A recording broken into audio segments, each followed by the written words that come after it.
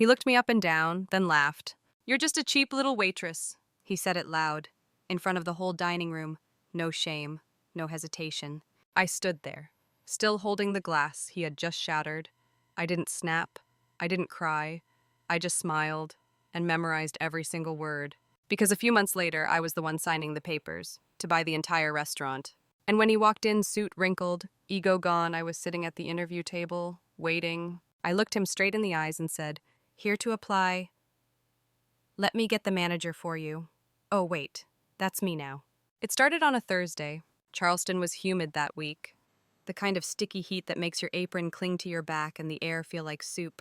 I had just finished refilling Table 12's water when he walked in. Brandon King, a regular, expensive cologne, slicked back hair, the kind of smirk that dripped with entitlement. You know the type. He always came in loud laughing, pointing, demanding. The kind of guy who expected the world to spin just a little faster for him. And I was just the waitress. I'd been working at La Violette for 3 years. French fusion, upscale crowd, a place where people ordered things they couldn't pronounce and tipped based on how invisible you made yourself. But I liked it. The rhythm, the way plates slid across the pass, the symphony of clinks, sizzles, and chatter. I'd always dreamed of owning a restaurant like this. But back then, I was just surviving. My mom was in and out of the hospital. I was juggling night shifts, community college classes, and medical bills that never stopped coming. But I didn't complain. I worked. That night, Brandon came in with 3 friends tech bros in tailored suits. They laughed too loudly, ordered the most expensive wine, snapped their fingers like royalty. I approached their table, pen ready. "Evening, gentlemen. Welcome back to La Violette. Can I start you with—" He cut me off. "Nah, we know what we want. You remember how I like my steak? Sweetheart, sweetheart." I forced a smile. "Medium rare, truffle butter on the side." "Atta girl," he said, like I was a dog who'd done a trick. I turned to leave, and that's when he dropped it. The comment. "She's still here," he said to his friends. 3 years in the same job. Just a waitress. Damn, that's gotta sting. They chuckled.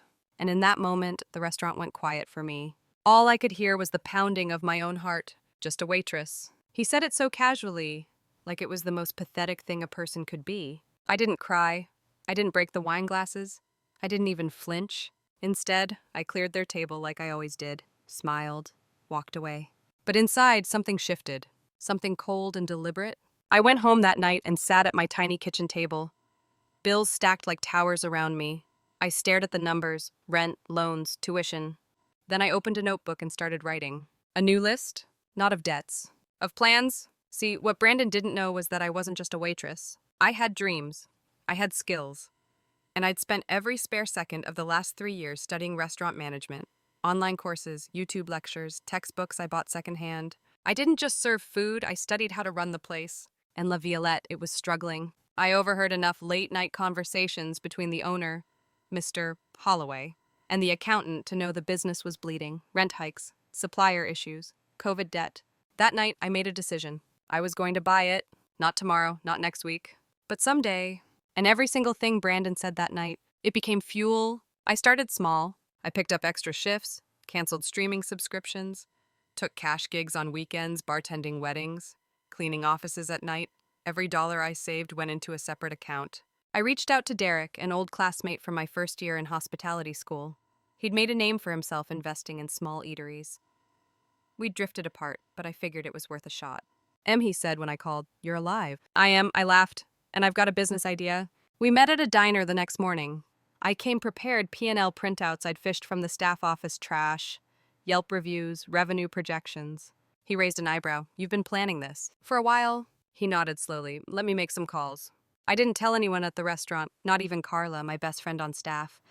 I needed the element of surprise. I needed time. Over the next 2 months, I filed an LLC ER hospitality. I met with banks, showed them my deck, pitched hard. Some laughed, one said no, but 2 said yes. I cried in the parking lot of Southern Trust Bank when I got the approval. Not because I was overwhelmed, but because I was ready. Ready to stop waiting tables and start running one. What Brandon didn't understand was that ambition doesn't wear a name tag. And just because I was quiet didn't mean I was small. The day I got the call from Mr. Holloway offering to sell, I was on a 10-minute break. He said he'd heard I was interested. I said yes without hesitation. He paused. "You'll need investors," he warned. I already have them. Another pause. Well then, he said, almost amused. I suppose it's yours. I finished my shift like always. No announcement, no celebration. But in my locker, behind the spare apron and mints, sat a copy of the purchase agreement. Signed. 2 weeks later, the papers were finalized. It still didn't feel real. The ink was dry, the signatures were there. I owned 51% of La Violette. Technically, I was now the managing partner. Derek and his firm held the rest. But the soul of it, that belonged to me? I walked into work that morning like any other shift. Same black flats. Same coffee in a stained thermos. Same crooked name tag. No one knew, and I liked it that way. The plan was to observe for 2 weeks before announcing the transition. Holloway wanted a clean handoff. No drama. He still hung around the kitchen, making jokes, giving orders. But I knew. Every time he handed me a stack of menus or barked about the cutlery, I wanted to laugh. 'Cause I could fire him? I didn't. Of course, I wasn't here to settle petty scores. Not yet. I watched instead. I watched how the kitchen wasted produce, how staff bickered behind doors. I saw how long customers waited for checks, how tips mysteriously vanished when certain shifts overlapped. I made notes. Every night, I went home, pulled out my notebook, and wrote, replace vendor, audit wine cellar, retrain host staff. It was a war plan. On my 4th anonymous day as owner, I found myself cleaning a spill near the bar when Carla nudged me. You okay, she asked, sipping soda through a straw. You've been different lately. I shrugged. Just tired. You always say that. She wasn't wrong, but I couldn't tell her, not yet. That same night, Brandon came back. Different crowd this time. Just him and one other guy. Less noise. More brooding. I noticed the tension immediately. He was quieter, fidgety. His usual arrogance was replaced with something else. Something thinner. I didn't serve them. I let Carla take that table. But I lingered nearby, pretending to polish glassware, my ears sharp. They talked about stock losses, layoffs, a burned bridge at some investment firm. Brandon's voice was low, bitter. I filed it away. Later, in the hallway near the restrooms, we passed each other. His eyes met mine. He hesitated. You still here, he said, almost reflexively. Yeah, I replied, with a smile I didn't feel. Still here. He nodded, as if unsure what to do with that. He didn't recognize the shift, not yet. But soon, at the end of that week, I sat down with the staff for the first time, not as their coworker, but as their boss. The announcement was short. Holloway introduced me. Some gasped. Carla's eyes went wide. No way, she whispered. Yes way, I smiled, and I have some changes. Most welcomed it. Some didn't. One of the bartenders quit on the spot, but the rest, they listened. And I got to work. First standards, new training, new procedures, weekly meetings. Second layout, we rearranged seating, updated the decor, changed vendors. Third branding, new social media presence, press release, local food blogger interviews. We started getting reservations 2 weeks out. Fourth, the name, I kept it La Violette. It had a legacy, but now beneath the name on the website, it said, owned and operated by Emily Russo. The first time I saw it, I cried, quietly, alone in the office, after close with my hands still smelling like sanitizer, because this wasn't a dream anymore. It was mine, and Brandon, he was unraveling. Word spread he'd been cut from his firm, lawsuits, some scandal. No one knew details, but it was enough to sink him. A month later, I got the email from the restaurant's general inbox. Hello. I'm reaching out to apply for a managerial position. I have years of experience in client-facing roles, strong leadership qualities, and a passion for high-end hospitality. Attached is my resume. It was signed Brandon King. I stared at the screen. Then I laughed. Laughed so hard I scared the dishwasher. I forwarded it to Carla with a single line. Guess who wants a job? She replied with 10 crying emojis and one sentence, please let me be there when he comes in. I scheduled the interview for Tuesday. 10 a.m. He arrived early. Pressed shirt, slacks, leather folder in hand. He didn't see me at first, was too busy fixing his collar in the entry mirror. But when I stepped into the lobby, his face dropped. I watched the recognition spread across his expression like spilled ink. He tried to recover, smiled weakly.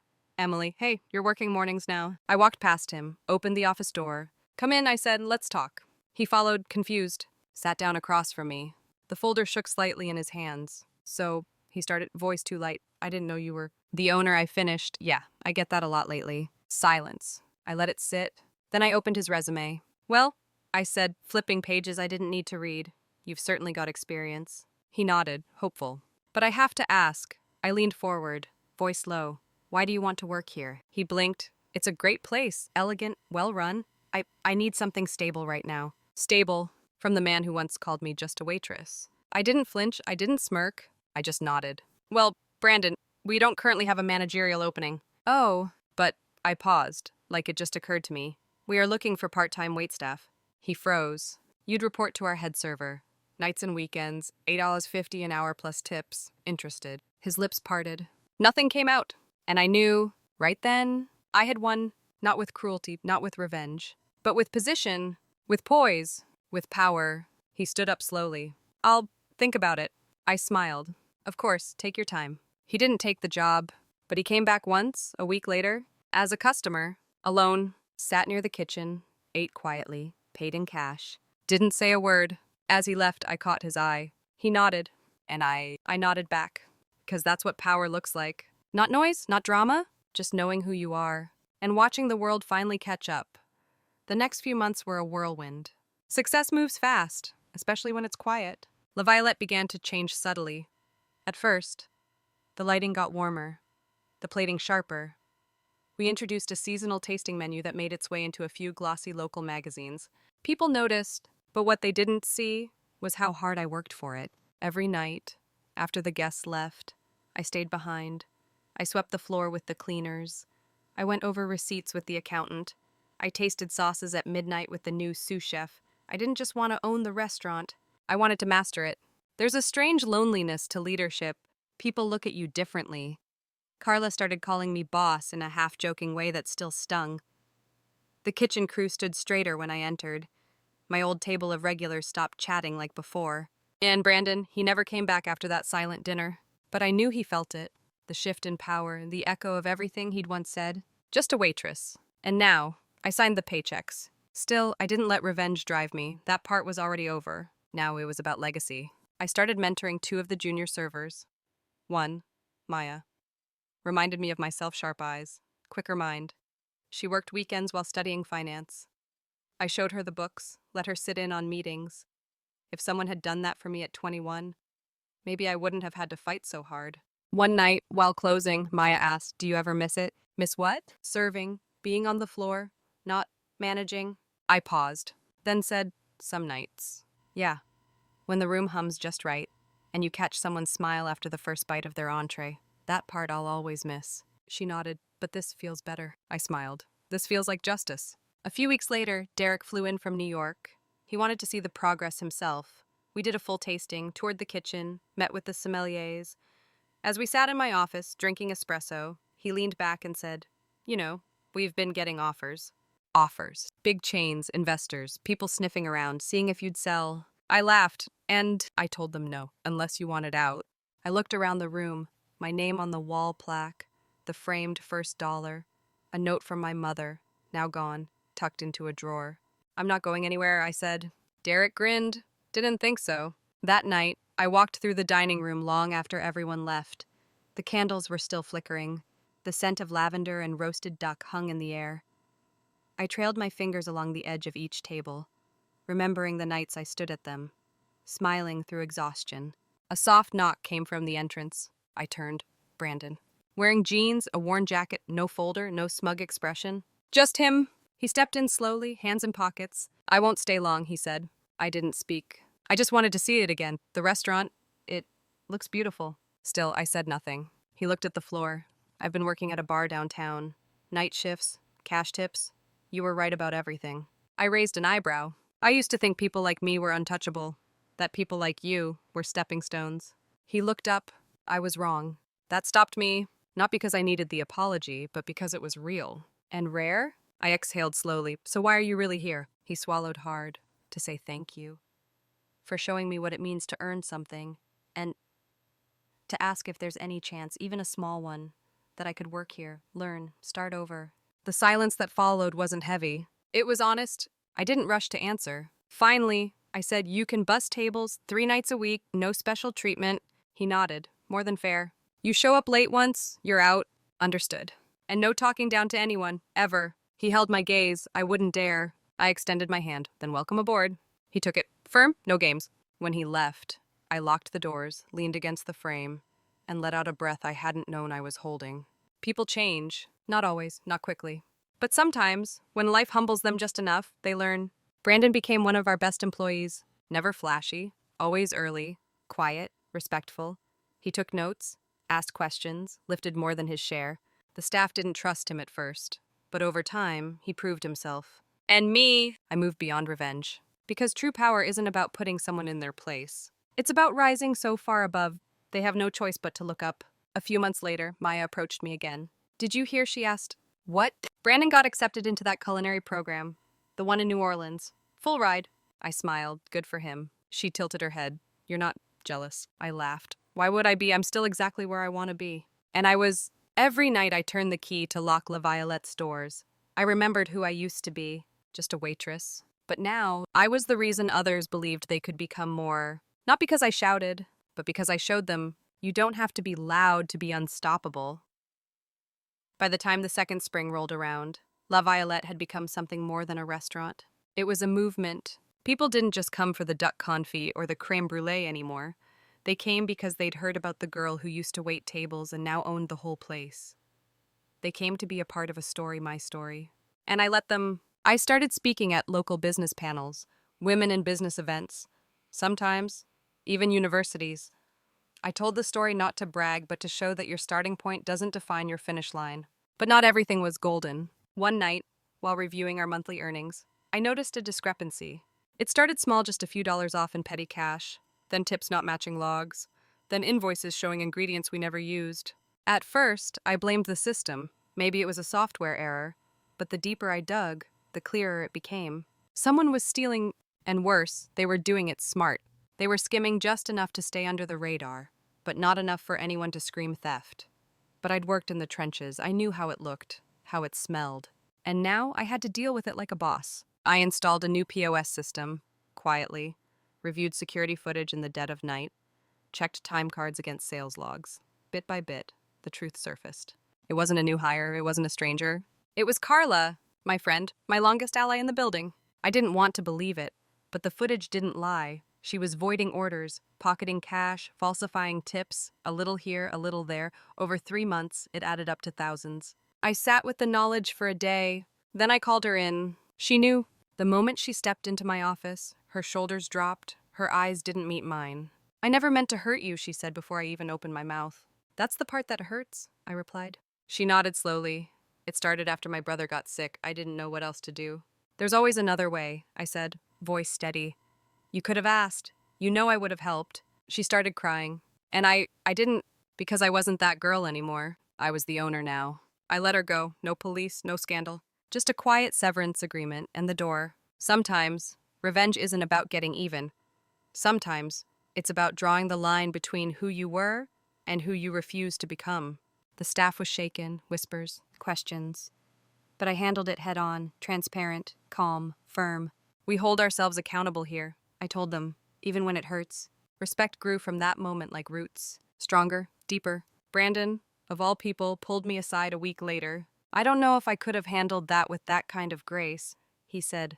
I looked at him. There's no victory in breaking people who are already broken. He nodded. Still, that's real leadership. Funny how the world turns. The man who once called me a joke now called me a leader. One evening, after we'd closed, I found a letter tucked into the register drawer. No name, no return address. Just a handwritten note on lined paper. You inspire people who don't know how to say it. I was one of them. I stared at it for a long time, because that's what this journey had become. Not about proving people wrong, but proving to myself that I was right to believe. In the silence that followed, I began to think beyond the restaurant. If I could build La Violette from the floor up, what else could I create? A second location, a mentorship program, maybe even a book. The possibilities bloomed like spring itself. But even as I dreamed, I stayed grounded. Every morning, I walked the floor, checked the tables, tasted the coffee, greeted the dishwasher by name. Because I knew the moment you stop touching the foundation, the walls start to crumble. One night, during a thunderstorm, a woman came in late, drenched, shivering, alone. She asked for just a bowl of soup. We were closing, but I told the staff to keep the kitchen open. She sat by the window, watching lightning crack across the Charleston sky. When I brought her the soup, she looked up at me and whispered, "Thank you." I didn't know where else to go. I sat across from her for a moment, and suddenly I remembered being that girl, lost, exhausted, drenched in doubt. And I realized maybe success isn't about how high you climb. Maybe it's about how often you reach back, That woman left a note on a napkin. It said, "You gave me warmth tonight. Not just food, but hope." I kept that napkin, framed it, hung it in the office next to my first paycheck, because both were reminders of value, different currencies, same worth. And as the night rolled on and the rain eased, I looked out over the restaurant floor tables cleared, candles flickering, echoes of laughter still in the walls.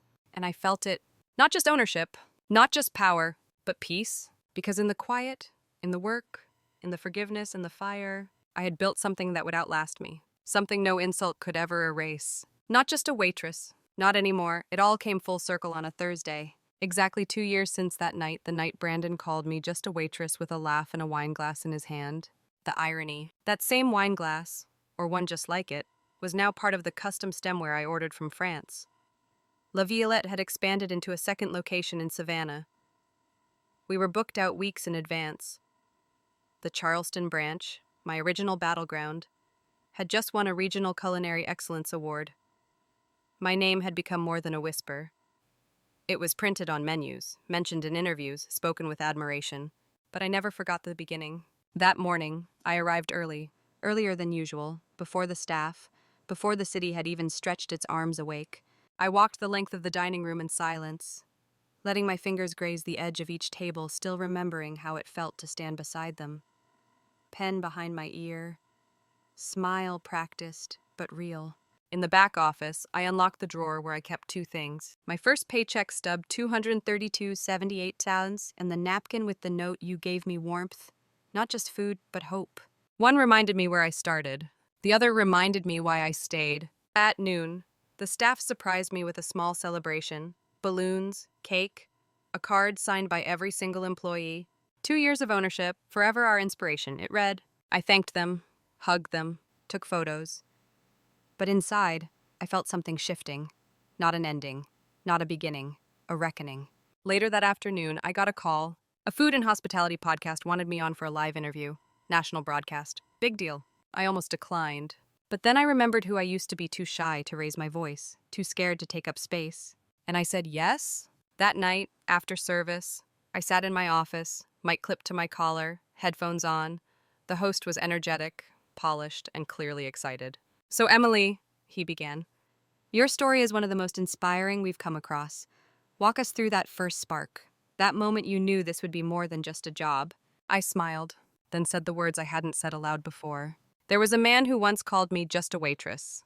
Said it loud enough for everyone to hear. It embarrassed me, made me feel small, but it also lit a fire." There was a pause. "And what would you say to that man now, if he were listening?" I thought about it, and then I said, "I'd thank him." Thank him, yes, because sometimes it takes someone trying to break you to realize you are unbreakable. The host let out a breath like he'd been holding it. The comments section flooded with hearts, applause emojis, people writing in all caps, "Preach," "Iconic," "Emily is her."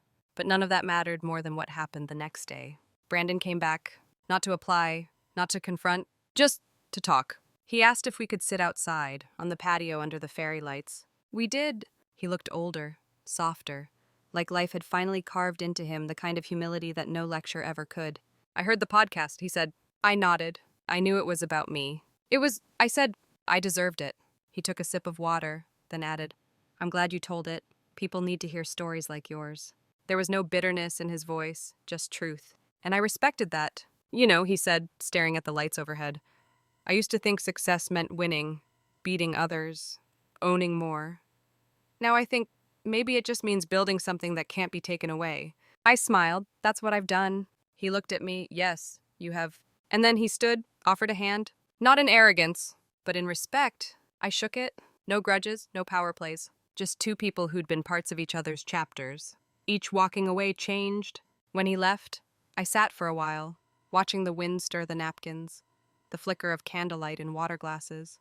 And I let myself feel it, all of it, the pride, the pain, the journey. I thought about the girl who once cleaned crumbs off his table, and the woman who now owned the room. Then I walked back inside. At the door, a young server named Jess stopped me. "Miss Russo?" "Yeah." "I just wanted to say thank you for being who you are, for proving that we don't have to stay where we started." I looked at her, bright-eyed, hopeful. I saw myself, and I said, "You don't? Just make sure you know where you're going, and never let anyone define you by where you are." She nodded. That night, I turned off the lights one by one. not with sadness, but with reverence, because this wasn't the end of my story. It was the part where I realized I wasn't just anything. I was everything I ever needed to be, on my own terms, in my own name, and no one could take that from me.